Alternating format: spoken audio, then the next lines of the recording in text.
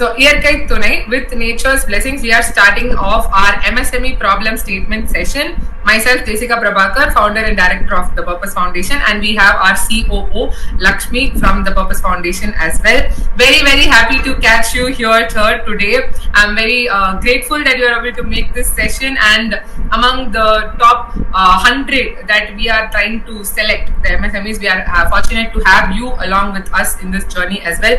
So this is an initiative by the Purpose Foundation and the United Nations Unleash program, where as part of the second edition of the Hack4Purpose initiative, we are trying to bridge real problems of MSMEs to be solved by college students and our global mentors, so that there is real-time impact. This is the ultimate goal of this unique initiative. This has not been done before, and this is sort of the first proof of concept that we want to develop with 100 selected MSMEs, so that again, as we go on year, we want to add more MSMEs into this whole platform, into the ecosystem. So with that, we want to tell you also the guidelines that we have for this particular process. So this process begins from June and goes on till December. June 1st will be the applications opening sort of a situation, where we will be putting out your problem statements in our database, in our websites, to all the students in our network. So after the application process, our very selected experts of global mentors, trainers and judges will filter out and select particular top teams, and they will receive funding and grants to work on the solutions for your particular problems. So that after that, they're going to work and build the product, build the prototype, and hand it over to your company. So this is the framework that we have developed over the duration of June to December. December, they'll be getting the grants, and then they'll start the process. So this is ideally the framework. So in this, as much as we want all the MSMEs to get all the solutions, this is again a first proof of concept we're trying to develop. So we want to 100% be sure that the solutions will be tried, but we cannot guarantee 100% that you will get the exact solution that you are looking for. But maximum possible way how you can get benefit out of this, we will ensure that that happens. So this is what is a second major thing. Third thing is, there is no cost whatsoever, no payment, no charge or anything of that matter. We are trying to just support MSMEs growth, as they are the backbone of the whole India's manufacturing sector. So we just want to come up with more innovative products and technology for the MSME sector, and that is why this initiative is happening. And there is no cost whatsoever involved in this. So this is a background and the guideline we have mentioned to you. And as far as the technology development or the IP or the patent is concerned, we want to ensure that every party is benefited. So it is completely on a case-to-case basis. As I said, this is a unique initiative. So in the case that your company is very involved in the technology, then you will have the ownership of the IP. If you are just going to give us the problem statement and the student solely develops, then it would be for the student. Or if we all are developing together, then it will be a shared IP, but majority will go to the MSME only, because we want to support them. So like this, it is completely on a case-to-case basis, so that we are fair to all the parties involved. So this is the premise, and so without any delay, we would like to request you to give a brief about your company, name of the company, and if it comes under the MSME sector, your profile, your designation, what kind of products your company does. Please go ahead. Ishak, good evening, and Lakshmi ma'am also good evening, both of you. First, on the outset, let me thank you for selecting us for this session. So I wanted to first thank you. I had a company called Urban Scrap, where one of my friends in US is already marketing. They are doing. There is a cloth which is made through out of the plastic waste bottles, and in US there is a lot of demand. In India, it's still not picked up, but in US there is a lot of demand for recycled clothing. So this one of my friend who has done his MS in US came back to India, and he joined his father's company in Coimbatore, who is into textile. And now what they have done is they have started expanding in the area where they are doing the clothing, the plastic clothing. So with a connected friend, they approached me because they had a problem where they found that the yarn what they are using, that is only manufactured by one Mumbai company. There are a lot of people who are utilizing the plastic bottles, converting from the plastic to yarn. The process is very simple, but the kind of quality you require for that yarn to be there, that is only being done by one company in Mumbai. And because of that, there is a huge demand for the yarn manufacturing. So in between, I have tried to approach a few Chinese companies who manufacture these kind of machines, and then German people also who manufacture these kind of machines. And we found that the machines are really very costly. And if we take that kind of machinery and we try to get them, export them here, that will be we will not be getting a ROI which is required. So that's the problem statement for us now, where the quality of yarn which is required for manufacturing of plastic clothing, which can be exported to US. You mean you can export quality plastic clothing? For that, one is we need to have that quality yarn produced. That is the problem statement. So the problem statement is this: what I can do is I can share with you the quality of yarn which is available. I have got a physical sample of that yarn and the cloth also, which I can courier to you, and you can have a check that thing. And then if a backward integration can be done on the technology, and then we can do, once the backward integration is done, and we also know what kind of machinery will be required, what will be the costing, then we can come up with a DPR where what is the costing and what will be the ROI and how will be the ROI. And probably not only an MSME like me, I'm sure a lot of MSMEs can be open across India, where the bottles is one thing which we have ample.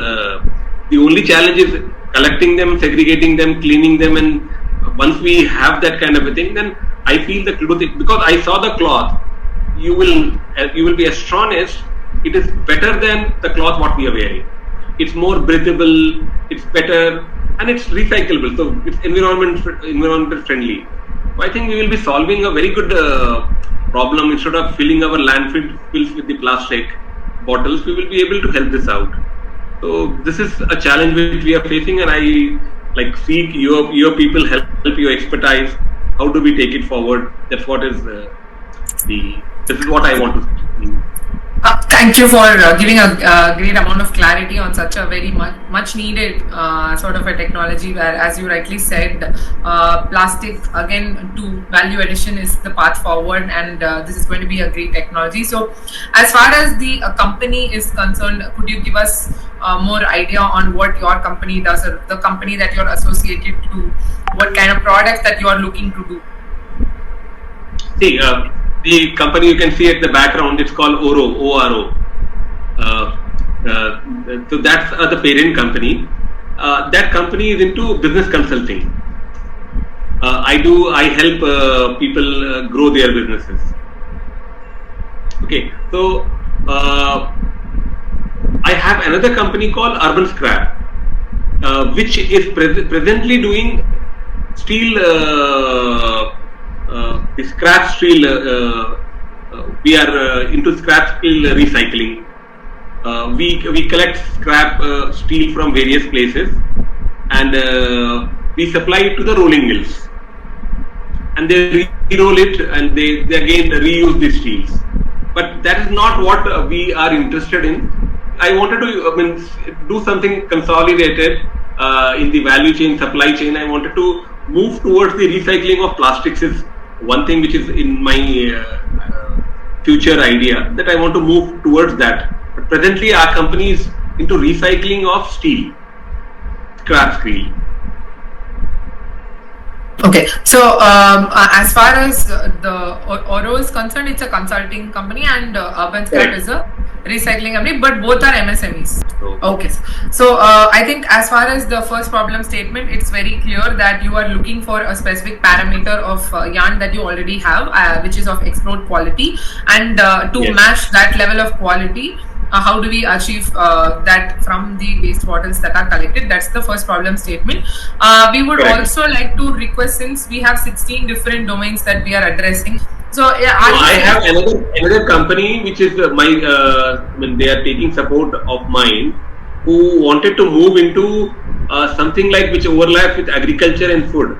Sure. You may be aware that lot of countries, even in India, we have a lot of vegetables which are not available throughout the year. So there is a deep freezing technology of vegetables. What's happening is they are deep freezed so that their nutrition value is not lost, and they are packed in such a way, and they are transported and kept in a place whenever there is a requirement. But they are able to do it for few of the vegetables, not all the vegetables. See, there are some vegetables which are where the water content is very high. If you want to store something, the first thing what you have to remove is the water content. So if a solution is found for all the vegetables, I think that's another area where there will be a lot of scope of improvement, where if you can find a solution, if you have a technology or you have students who can work on that India have, like you can say 60-70 variety of vegetables. If all can be deep stored, then there are areas where and there are time periods where these vegetables can be used. They can be put it in a packets, stored, and then later send it to that area, and they can use it when it's not available. That can also be thought about, because I'm helping a company for marketing and all that. They are doing it for 4, like you maybe heard about, they do it. But if you can do it for all the vegetables, that will be also like. I think that's a very, very interesting statement, and again much more impactful as well. As far as food waste is concerned, that is also a very growing issue that people are trying to deal with, and if we can increase the shelf life, that would be something great. As you mentioned, throughout the seasons they'll be able to use it. So typically, what is the period you would look at? Like if it's deep frozen, you are saying like, what would be the typical shelf life of that? I should say 6 months to 1 year. Yeah, because these vegetables have to travel to the places where, see, there are a lot of snow-filled areas, there are a lot of areas where they cannot be grown. So those are the places where a nutritious food will be available, in Africa and all that, where there's no water and all that. These all vegetables will be available to them. So that can be. My idea is that 6 months to 12 months is the period which should be.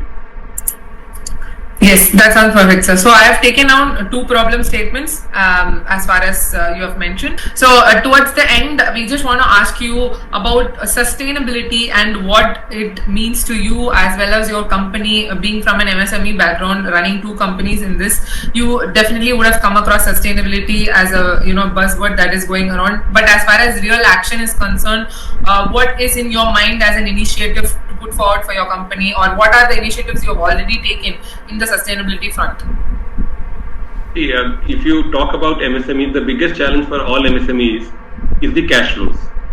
Funding is the biggest challenge, right? Second biggest challenge what they find is with regard to the trained manpower.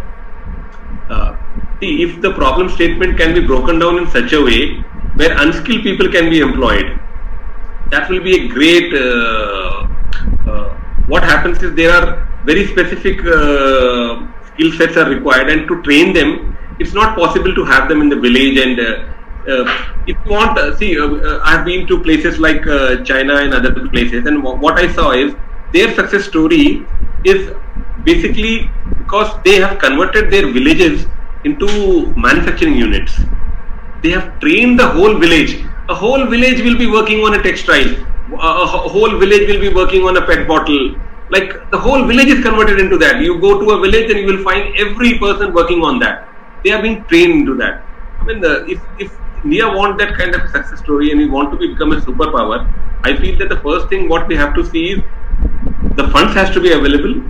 Second, the people have to be trained. The process has to be broken down in such a way that people can be trained. You see, today we are 140 crores, biggest economy we call it. The reason is because we have so much of population, and 50% of them are youth.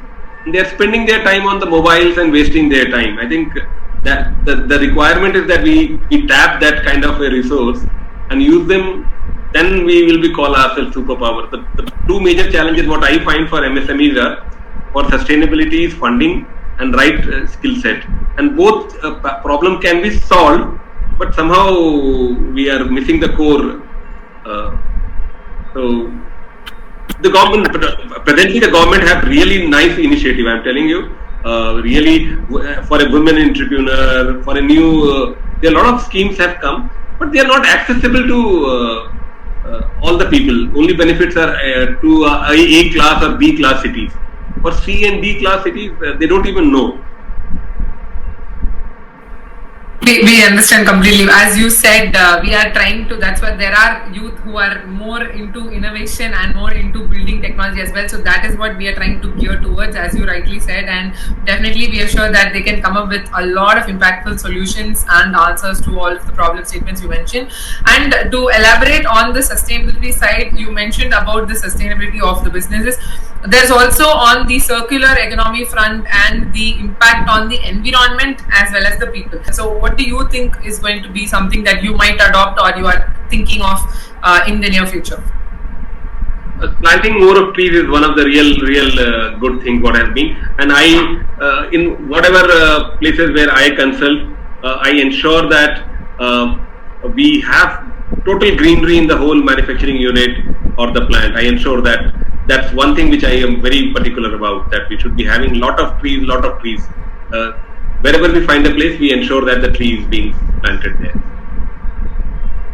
Very, very happy and grateful to hear that from you. And I think we have got very, very impactful problem statements from your side, from textiles to skilling labor to even deep freezing vegetables. A lot of interesting topics for our students to work on, which when translated, I think is going to make a lot of revenue on the, on the revenue front also, and on the sustainability front, it's going to make a huge difference.